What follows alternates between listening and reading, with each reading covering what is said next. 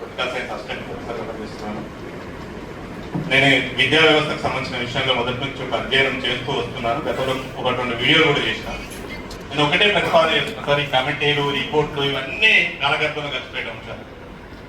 ఈ రాజకీయంలో మొత్తం వ్యవస్థ మారకుండా, రాజకీయ ప్రతినిధులు వాళ్ళ విధానంలో మార్పు రాకుండా, మనం ఆటగాళ్ళను ఎంతమందిని మార్చినా ఆట నియమాలను మార్చకపోతే ఎవడొచ్చి నా కూడా గదే ఆట ఆడుతుంది.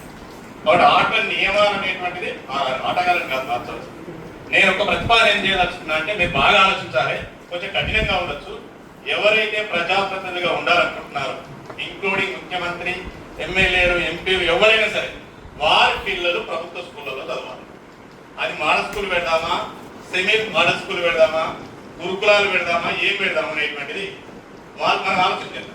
దీనికి వేరే అవసరం లేదు. ఎందుకు ఈ విషయం చెప్తున్నా అంటే, ఈ ఎక్స్పెరిమెంట్ నేను చేసిన. ఇంతకుముందు మేడం సర్పంచ్గా చేసాను అంటున్నారు. మా మేడం కూడా లాస్ట్ టర్మ్ లో సర్పంచ్గా చేసాను.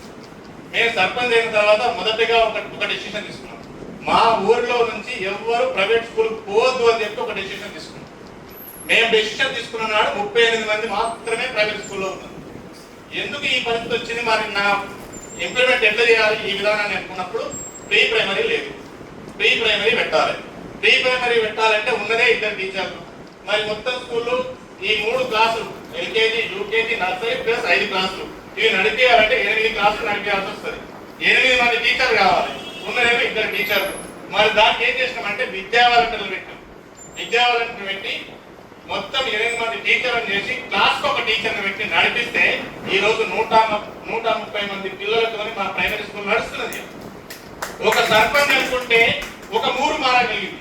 మా ఊరే కాదు, చుట్టూ కొండాపూర్, సిద్దిపేట జిల్లా కొండాపూర్, మిడ్రెడ్డి మండలం, మా ఒక్క ఊరు మారడమే కాకుండా చుట్టుపక్కల ఉన్నటువంటి ప్రైవేట్ స్కూల్కి పోతున్నటువంటి విద్యార్థులు కూడా ఈ రోజు మా స్కూల్కి వస్తున్నారు. అంటే ఒక సర్పంచ్ అనుకుంటే ఇంత మార్పు వచ్చినప్పుడు రాష్ట్ర ముఖ్యమంత్రి అనుకుంటే ఈ మార్పు వస్తుంది. నేను ఏం చేయాల్సి, టీచర్ల మీద పెత్తనం అజమాయిషీ చేయాల్సిన అవసరం లేదు. 9 గంటలకు స్కూల్ ప్రారంభమవుతుంది.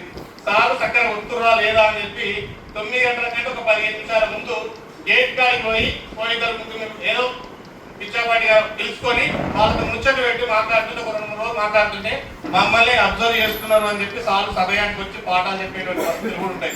అంటే మొత్తం చెప్తలేడం కాదు, నేను ఒక టీచర్నే, ఎవరన్నా చెప్పకపోతే ఆ స్కూల్ మీద ఖచ్చితంగా అజమాయిషీ అనేటువంటిది. సో ఇక్కడ ప్రజాప్రతినిధుల పిల్లల్ని, వాళ్ళ పిల్లలేమో యూరోప్లోనో, అమెరికాలోనో, ఆస్ట్రేలియాలోనో, వేరే దగ్గర ఎక్కడనో చదువుతుంటారు. మన పిల్లల్నేమో గవర్నమెంట్ స్కూళ్ళలో చదవమంటారు. ఆ గవర్నమెంట్ స్కూళ్ళలో చదవకుండా వచ్చిన ముఖ్యమంత్రి వల్ల ఒక మోడల్ తీసుకొని వస్తున్నాడు. దీనివల్ల వ్యవస్థ చిన్నాభిన్నమవుతుంది. కామన్ స్కూల్ ఉండాలి. ఈ రాష్ట్రంలో ఒకే ఓటు, ఒకే విలువ, ఒకే రాజ్యాంగం అన్నాం. మరి ఒకే కామన్ స్కూల్ ఎందుకు ఉండకూడదు? మన పిల్లలతో పాటు ఆ పిల్లలు, వాళ్ళ పిల్లలు కూడా చదివితే ఆ స్కూల్ మీద ఖచ్చితంగా బడ్జెట్ జరుగుతుంది, ఆ స్కూల్ మీద చర్చ జరుగుతుంది, ఆ స్కూల్ బాగుపడే అవకాశం ఉంటుంది, అందరూ బాగుపడేటువంటి అవకాశం ఉంటుంది. ఇది చేయకుండా మనం వాళ్ళని బాధ్యులు చేయకుండా, ప్రజాప్రతినిధులను కనుక బాధ్యులు చేయకుండా టీచర్ల జీతాలు ఎక్కువనాయని ఒకసారి ఆలోచించండి. ఏ టీచర్ జీతం ఎక్కువనండి? ఏ టీచర్ అన్నా కారు కొనాలన్నా, ఇల్లు కట్టుకోవాలన్నా ఈఎంఐ లేకుండా కట్టుకున్న చరిత్ర ఉందా? చూపించగలుగుతారా? వాళ్ళ తాత ముత్తాతల ఆస్తులోనో, లేకపోతే వాళ్ళ తాత ముత్తాతల ఆస్తులోనో, లేదా వేరే ఏదైనా ఆదాయం ఉంటే తప్ప ఈ పద్ధతిలో వాళ్ళు సంపాదించుకునే అవకాశం లేదు. మనం అందరం గతంలో సేవ్ ఎడ్యుకేషన్ ఉన్నాం, ఇప్పుడు కామన్ స్కూల్ అంటున్నాం. ఆ కామన్ స్కూల్లో ఇన్ని రకాల స్కూల్ వద్దు, ఇన్ని రకాల విధానాలు వద్దు.